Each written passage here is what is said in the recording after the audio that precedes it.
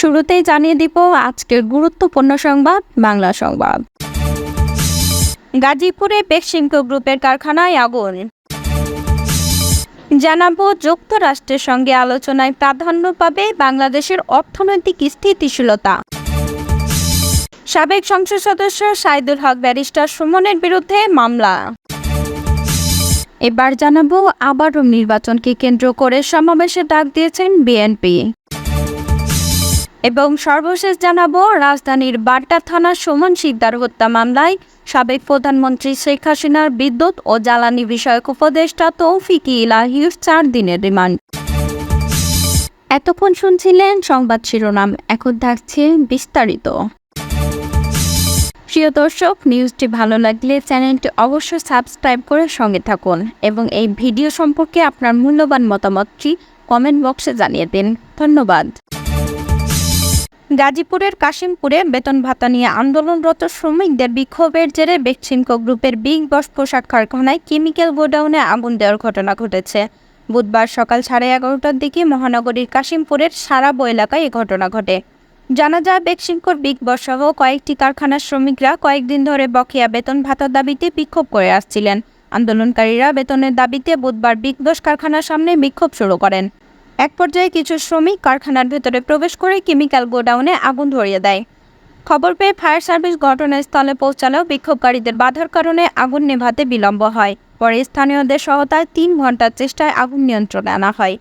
অগ্নিকাণ্ডে কারখানার chemical godown সম্পূর্ণ পড়ে গেছে। এদিকে গাজীপুরের টঙ্গী, বাঘের বাজার, বাংলা বাজার, পোড়াবাড়ি, কাশিমপুর, জিরানি সহ বিভিন্ন এলাকায় গার্মেন্টস শ্রমিক বিক্ষোভ করেছে। অনেক এলাকায় সড়ক অবরোধ করেছেন শ্রমিকরা। উদ্ধৃত পরিস্থিতিতে কর্তৃপক্ষ 25টির বেশি কারখানায় ছুটি ঘোষণা করেছে বলে জানিয়েছেন গাজীপুর শিল্প পুলিশের পরিচালক মোহাম্মদ সারোয়ার আলম।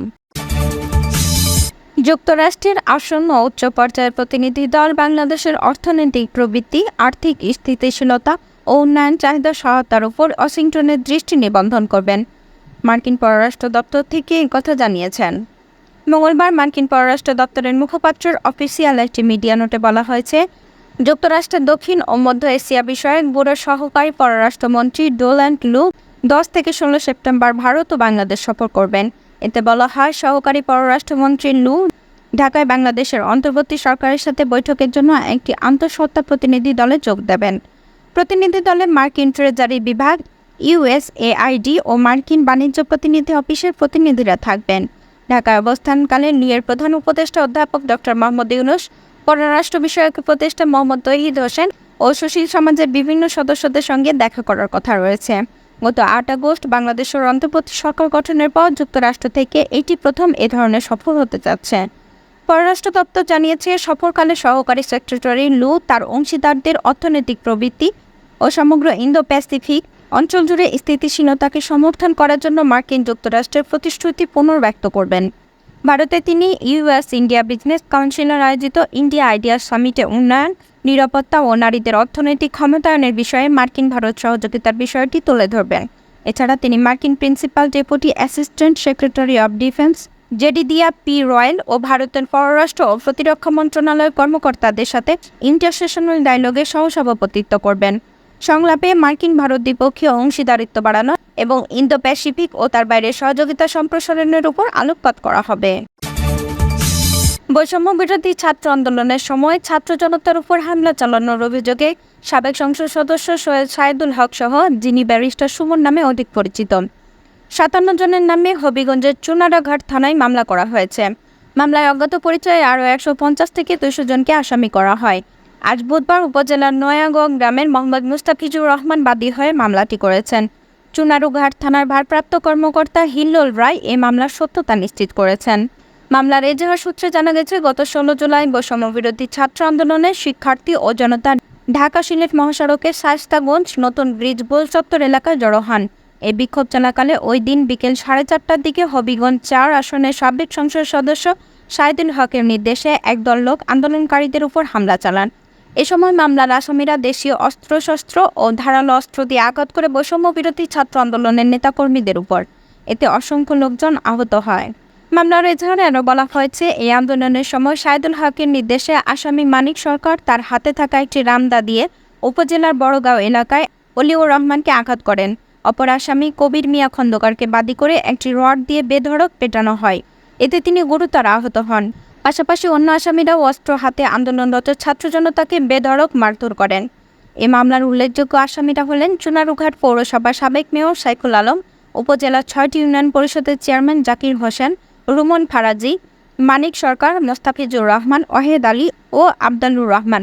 চুনারুঘাট উপজেলা আওয়ামী লীগের ও সাবেক পিপি এম আকবর হোসেন, সাধারণ সম্পাদক আনোয়ার আলী, যুগ্ম সম্পাদক সজল দাস, তাঁতি লীগের সভাপতি কবির মিয়া খন্দকার, কাউন্সিলর আব্দুল হান্নান, সাবেক চেয়ারম্যান রজব আলী প্রমুখ। আবারও সমাবেশে ডাক দিয়েছে বাংলাদেশ জাতীয়তাবাদী দল বিএনপি। আগামী রবিবার রাজধানী নয়াপল্টনে এ সমাবেশ করবে দলটি।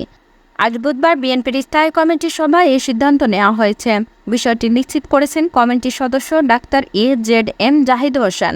সমাবেশের আগে আগামী শনিবার শহীদ মিনারে বৈষম্যবিরোধী ছাত্র আন্দোলন চলাকালে শহীদদের স্মরণ সভা করবে বিএনপি। এর আগে সরকার পতনের পর ৭ আগস্ট নয়াপল্টনে কেন্দ্রীয় কার্যালয়ের সামনে সমাবেশ করবে দলটি।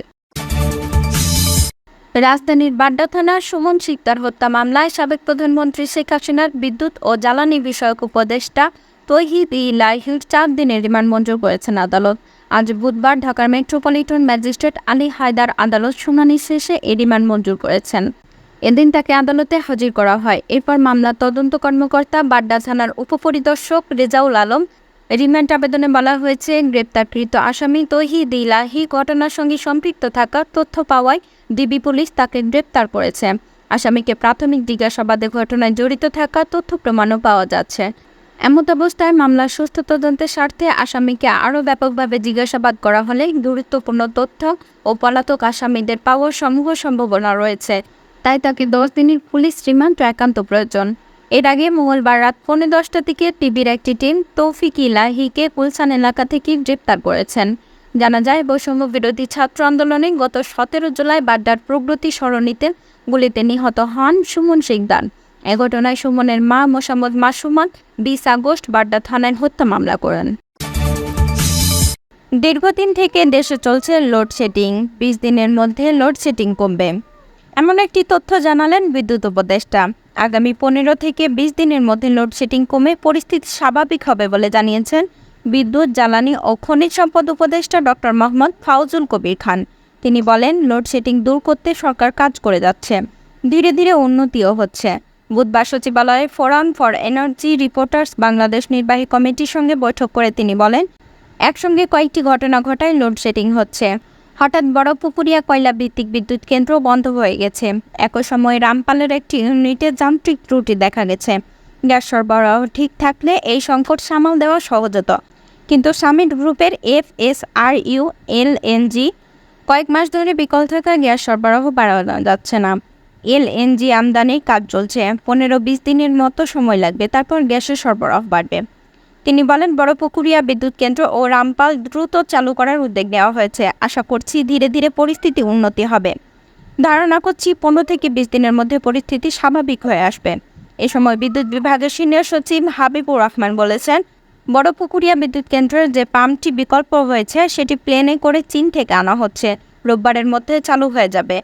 রামপাল বিদ্যুৎ কেন্দ্রের বিকল ইউনিট দ্রুত চালুর উদ্যোগ নেওয়া হয়েছে। ভারতীয় কোম্পানি আদানি গ্রুপের পাওনা প্রসঙ্গে তিনি বলেন, আমরা সোনালী ব্যাংকে 100 মিলিয়ন টাকা দিয়েছি, তারা ডলারের অভাবে দিতে পারছেন না, আমরা আরও টাকা দিতে পারি। আশা করি আদানির বিদ্যুৎ পেতে আর কোনো সমস্যা হবে না।